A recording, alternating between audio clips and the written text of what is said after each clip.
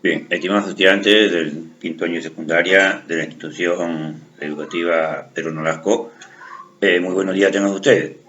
Bien, hoy estamos en un horario nuevo, un horario madrugador, no por así decirlo, ¿no? Y esperemos pues de que esto siga pues en buen curso, ¿no? Y Dios quiera de que pronto estemos en aulas. Bien, jóvenes, hoy día empezamos lo que es el segundo bimestre, ¿no? Y el tema de hoy es la climatología, ¿no? Muchos confunden climatología con clima, que son cosas muy diferentes, ¿no? La climatología es la ciencia que estudia el clima, ¿no? Y sus variaciones a lo largo del tiempo, ¿no? Aunque utiliza los mismos parámetros que la meteorología, su objetivo es distinto, ya que no pretende hacer previsiones inmediatas, sino estudiar las características climáticas a largo plazo, ¿no? ¿Y qué es el clima? El clima es el conjunto de fenómenos meteorológicos que caracterizan las condiciones habituales o más probables de un punto determinado de la superficie terrestre, ¿no? Por ejemplo, cuando una comarca, ciudad, ladera, etcétera, tiene un clima diferenciado del clima zonal, decimos que es un topoclima. Y este se caracteriza por estar mayormente afectado por entrada local del resto de los factores geográficos, ¿no? Eh, el clima tiende a ser regular en periodos muy largos, incluso geológico, determinando de gran manera la evolución del ciclo geográfico de una región, ¿no? Lo que permite el desarrollo de una determinada vegetación y un tipo eh, de suelo determinado por latitud. Pero en los periodos geológicos, el clima también cambia de manera natural. Los tipos de tiempo se modifican y se pasa de un clima a otro en la misma zona, ¿no? Las observaciones de temperatura, presión atmosférica, vientos, humedad y precipitaciones, así como el tipo o tipos de tiempo que se recogen de las estaciones meteorológicas, son así, ¿no? Y con estos datos se elaboran las tablas de valores medios que se trasladan a climogramas, ¿no? O sea, representaciones gráficas de la variación anual de la temperatura y de las precipitaciones como variables principales, ¿no? Bien, pero eso en cuanto a las consideraciones de climatología y lo que es el clima. Pero veremos ahora la historia de la climatología, cómo se da la climatología, ¿no? Con respecto a la historia de la climatología, podemos diferenciar varias etapas, ¿no? Que fueron marcadas por sus objetivos medios y métodos que fueron utilizados en cada uno de ellos, ¿no? Eh, de la primera etapa o la etapa precientífica, no se tiene una fecha exacta, pero se sabe que el hombre siempre quiso conocer el clima, aunque en ese tiempo el clima era visto desde un sentido religioso, ¿no? En la segunda edad, o la edad antigua de la ciencia empírica, se enfocó en estudiar la climatología como una ciencia de tiempo, ¿no? Y esto fue originada en la antigua Grecia, ¿no? O sea, luego de estas dos etapas, se dieron una serie de inventos en la humanidad, ¿no? Incluyendo algunos hechos por el italiano evangelista Torricelli, quien inventó el barómetro de mercurio, descubriendo con él la presión atmosférica y calculando su valor. Ya en el siglo XVII se inventó el termómetro. Ello también pues contribuyó a mejorar las mediciones. En sí, la aparición de la climatología como una ciencia data del siglo XIX, ¿no? Y entre sus principales precursores podemos mencionar a Julius Hahn, ¿no? Quien publicó manuales sobre las ciencias, y los naturalistas Augusto Grisebach y Agustín y Pyramus, ¿no? De Candolle. Ellos intentaron realizar modificaciones o clasificaciones climáticas utilizando la vegetación. Y ya en el siglo XX, en sus inicios, fue cuando realmente se desarrolló la climatología como una ciencia, ¿no? Con el desarrollo de la aviación y con el lanzamiento de los satélites artificiales, el estudio de la meteorología y junto con ella la climatología darían un paso importante que permitió hacer estudios sobre las capas más altas de la atmósfera y sobre los diferentes fenómenos de la circulación atmosférica, ¿no? De eso pues se data la historia, ¿no?, de la climatología. Bien, visto esto, vemos qué estudia la climatología, ¿no?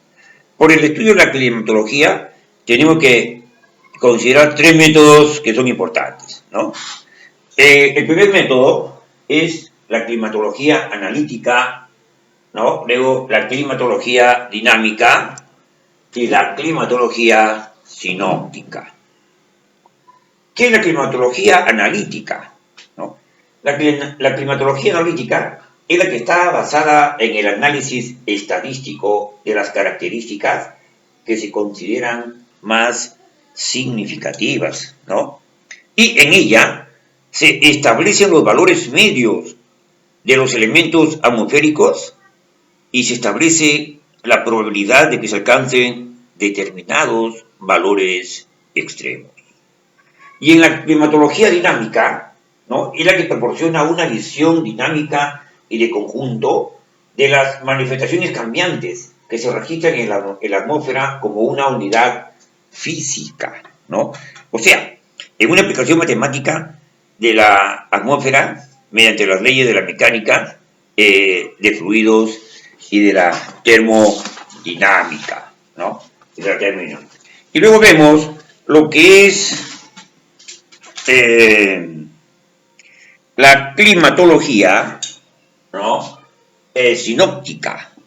¿Qué viene a ser la climatología sinóptica? ¿No?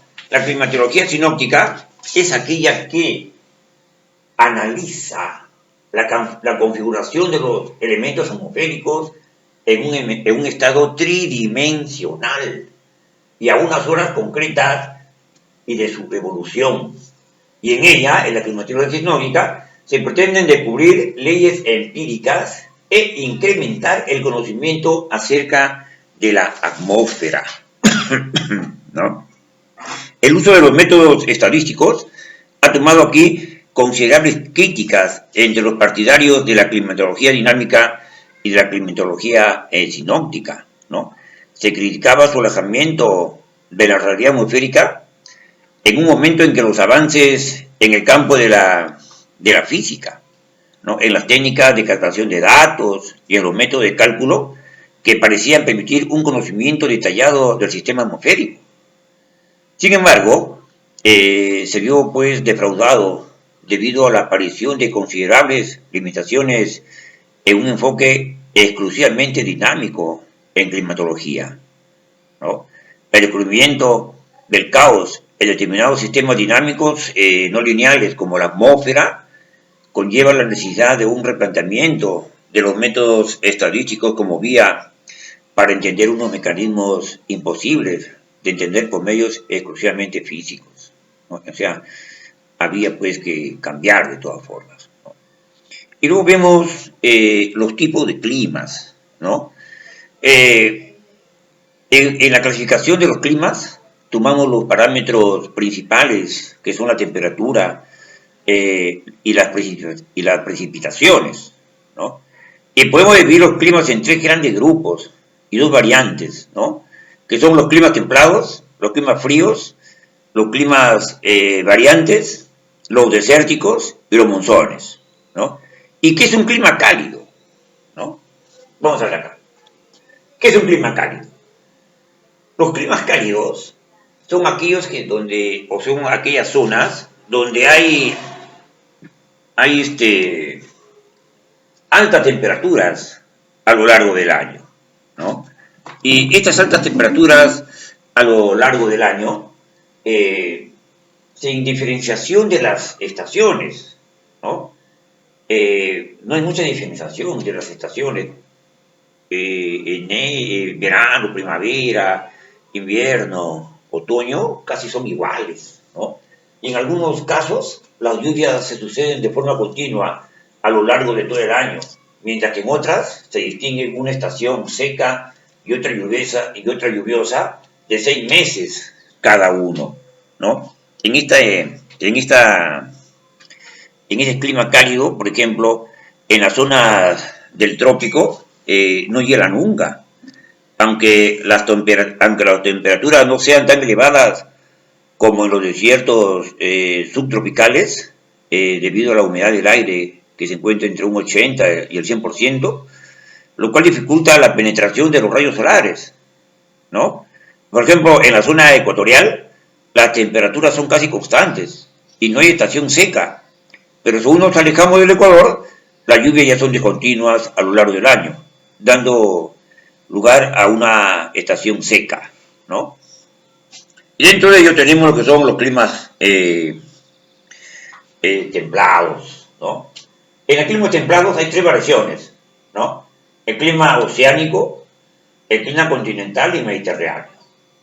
¿Y qué es el clima oceánico? ¿No? O sea, el clima oceánico es el lluvioso, con poco aguacero, sin estación seca, con las precipitaciones repartidas a lo largo de todo el año, ¿no? Con poca oscilación entre invierno y verano, ¿no? Este es el clima oceánico, ¿no? Luego tenemos el clima continental.